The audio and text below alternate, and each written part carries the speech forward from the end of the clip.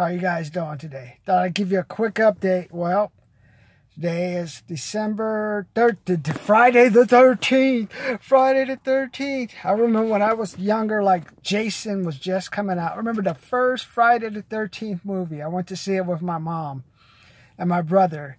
And everything was good about it until the very end. Jason jumps out of the water and he pulls like the lady who's like in a boat. She's part of like rowing.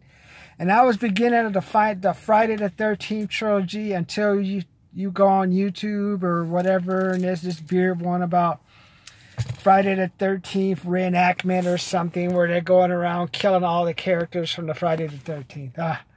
But you know what you should really be scared of is what's going to happen in 2020.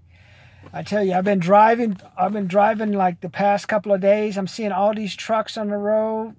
And like they're just dropping off their trailers. I'm in San Bernardino, Redlands area. The company, like 5 or 6 trucks without the trailers are just ready to pick up their loads. So the distributors, they're just sending their stuff out, man. I don't know if people are even buying the stuff. But like, if you remember, like I told you during the last 2008, 2009 recession, a lot of these truckers, they got caught. They dropped off the products about this time. And it was like you have usually 90 days until you get paid. And those companies that you dropped off the products to went out of business. So now this year, probably starting about the beginning of November, they've just been running their loads, taking them from where the distributor are, taking it to the storage. And I see all the warehouses, like where I'm at, like running 24 hours a day. All the cars are parked outside. And I'm just thinking to myself, are people really buying that much stuff this year? And I drive by, if you try to drive down the street, like San Bernardino Avenue, like people are trying to get to work and they're driving, going through red lights. And I'm saying, whenever I see people at a warehouse go through red lights, I know there's a layoffs coming. Because I used to work at Macy's and Disneyland, and there's always a point system. So after you get a certain number of points, you'll get docked or they'll be able to fire you. So it must have been some mandate that has gone out that says, well, you better be at your shift at a certain time. If not, we're going to accumulate your points and then we're going to fire you. So I think that's a mandate that's been handed down. I know it's been handed down at Amazon, but it looks like it's probably been handed down at the other places too. So what should scare you is, I guess I also read one article about Celadon. It was a logistics company that filed for bankruptcy. That's the same thing that happened back in 2008, 2010. And I'm curious to wonder how the retail sector is doing. If they've all switched over, like in my day, you would just go to the mart, go to the places and buy your stuff. Now everyone is like, you have trucks everywhere. You have the big 18-wheeler trucks. You have the box trucks, you have the smaller little baby trucks, you have trucks, they just all store, not trucks, but vans. You go from the box truck to vans, you got the small vans, big vans, you even got people delivering stuff in cars. And I'm thinking to myself, this is what happened. You know who you need to blame for all the trucks and stuff on the road? Blame corporate America for just not having that cashier show up and just say, hello, sir, I saw you waiting. You ready to check out? That's all it would have taken. Hello, sir, you ready to check out? There would be no Amazon right now.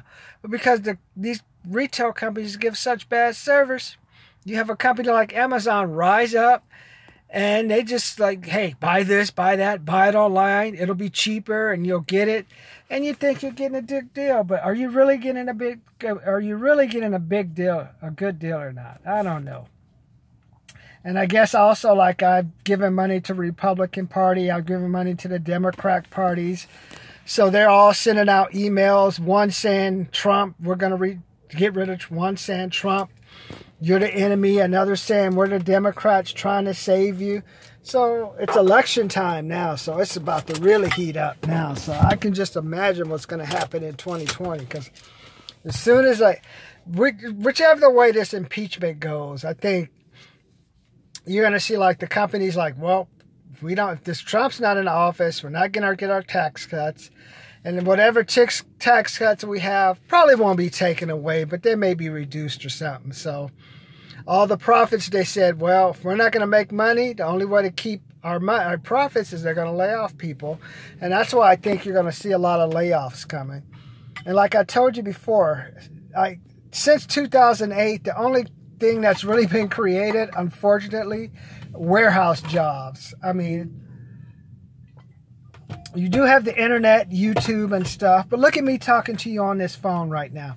In the old days, you know, it took used to be like 100 to 200 people.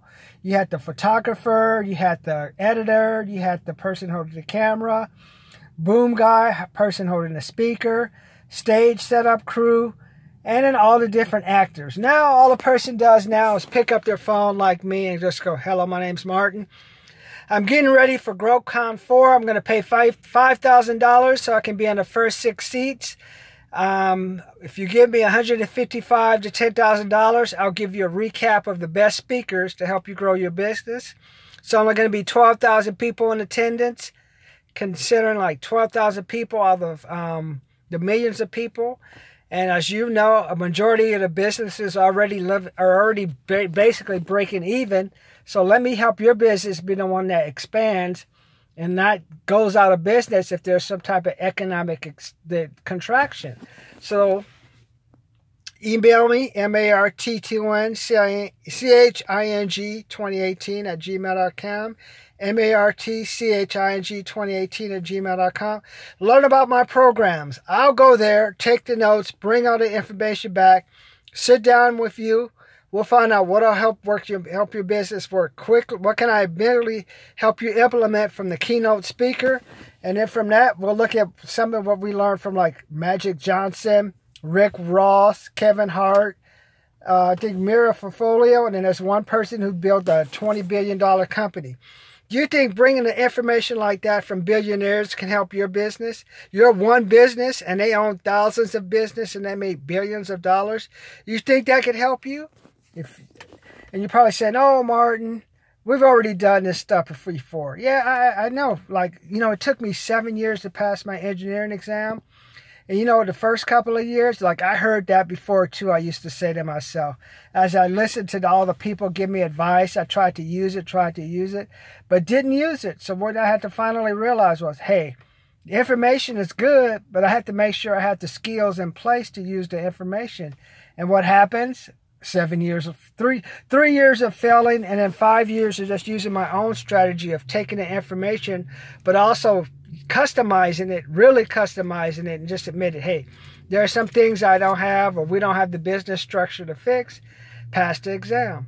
So that's for those of you who say, hey, we've done this before. Yeah, you've done it before, but as you know, as business is changing, there was no Amazon in the past. There was no things like this, me talking on the phone in the past. There was a lot of things have changed. So when you say to yourself, oh yeah, we're good to where we are. Well, if you're good, basically you're saying you'd rather use obsolete information to grow your business.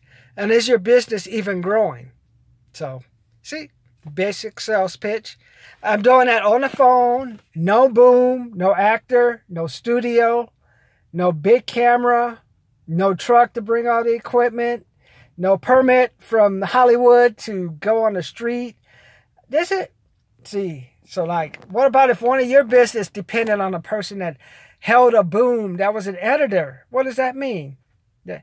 So like, I'll go on that later, but I need you to be careful. 2020 is going to be a rough year, man. Are you prepared?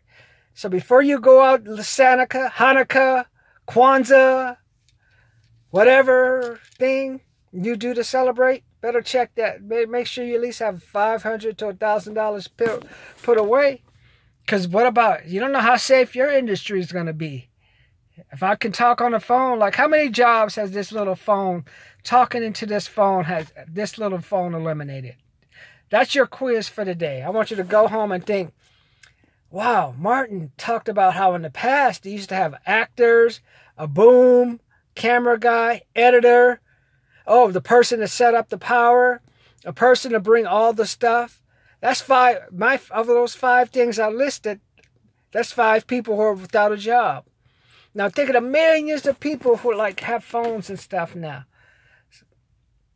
And soon you'll probably be able to make a full-length video. So that's the quiz. And the lesson for today is, if you need some help for me to, I'm going to show you how I can help grow your business with GrowthCon 4. Also, I want you to just do a little quiz. Just think, how many jobs have been eliminated by Martin or I just talking on my phone? Go do your research. Go to Wikipedia. Google. See, like in the past, how many people it took to actually film something like we're doing now? Like I say, don't let Santa get you, man. Santa's great. Santa make you feel good December 2019, but then when January 20 hit, reality will hit, and then those colds will start hitting you upside the head. So do like I'm doing. Keep working hard, make that money, save that $500 to $1,000, and then January, look at it and realize, hey, you have more money than 76% of the people in this country.